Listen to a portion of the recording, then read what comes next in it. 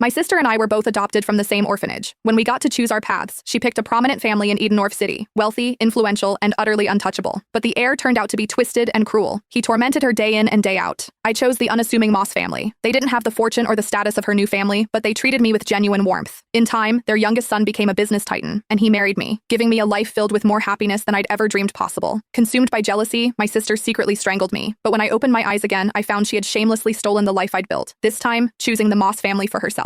"Carmen," she sneered, "now it's your turn to suffer." I almost laughed out loud. Did she think the Moss heir was some simple jackpot? I opened my eyes on the very day my sister Hazel and I were to be chosen for adoption. "I'm very obedient, and I can do all the housework. Please pick me," Hazel simpered, putting on a show of perfect innocence as she clutched the hand of Brad Moss, the Moss family's youngest son. So, she was a reborn too. "Girl," said a refined woman, her voice cool with confusion, "I thought you said you liked our family." She was Alexander Moreland's mother. The Morelands were the first family of Edenorf's elite, though the heir himself, Alexander, was nowhere to be seen. "I changed my mind," Hazel retorted, shrinking behind Brad as if he were a human shield. "Is that a crime?" Mrs. Moreland's face tightened. "Such a fickle child is unworthy of the Moreland name." Then her gaze softened as she turned to me. "You seem like a good girl. Come with me. We have a son at home you'll like." I simply nodded and took her outstretched hand. A triumphant gleam flashed in Hazel's eyes, as if she'd just won a great victory. But she had no idea. While everyone feared Alexander's eccentricities, I was far more terrified of Brad, a guy as cold and venomous as a snake. In my last life, I had spent years desperately trying to escape his grasp. This time, she had unknowingly done me the biggest favor imaginable. As Mrs. Moreland stepped outside to get the car, Hazel sidled up to me, her eyes full of contempt. "Enjoy your new life, Carmen," she whispered. "This time, you're the one who will suffer." I didn't even bother to reply. Her gloating was nothing more than a clown's performance. She thought she had secured a fresh start, but the joke was on her. She hadn't escaped a fire. She had just jumped headfirst into a hell far more brutal than she could ever imagine. After I arrived at the Moreland estate, Mrs. Moreland gave me a private suite and hired a small army of tutors for piano, dance, and etiquette. She was gentle but frank. "Sweetheart, I'll be honest. I adopted a daughter to find a suitable match for my son. You must apply yourself. Alexander returns from abroad in a month. If he takes a liking to you, your future will be secure. Remember, the entire Moreland legacy will be his one day." I knew from my last life that Alexander had felt nothing but disdain for Hazel, and her time here had been miserable. I didn't dare hope the cold, aloof heir would favor me either. I needed my own plan for survival. A month later, the Morelands held a grand ball to welcome Alexander home. The elite of Edenorf were all there, including the Moss family, due to their close business ties. Across the glittering ballroom, Hazel spotted me immediately. Dressed in a virginal white gown, she glided over, her smile as sharp as a knife. "Enjoy the party, Carmen," she whispered. "Tonight will be the most humiliating night of your life." I remembered this banquet well from my last life. It was when she had first met Alexander. He had taken one look at her, frowned in disgust, and told her to get lost in front of everyone. She had shamelessly clung to him, declaring herself his future wife. He had kicked her away without a second thought. But I was reborn too. I knew how her story ended, and I had already charted a different course. Hazel was waiting for me to suffer the same humiliation she did. She was in for a surprise, but she was about to be disappointed.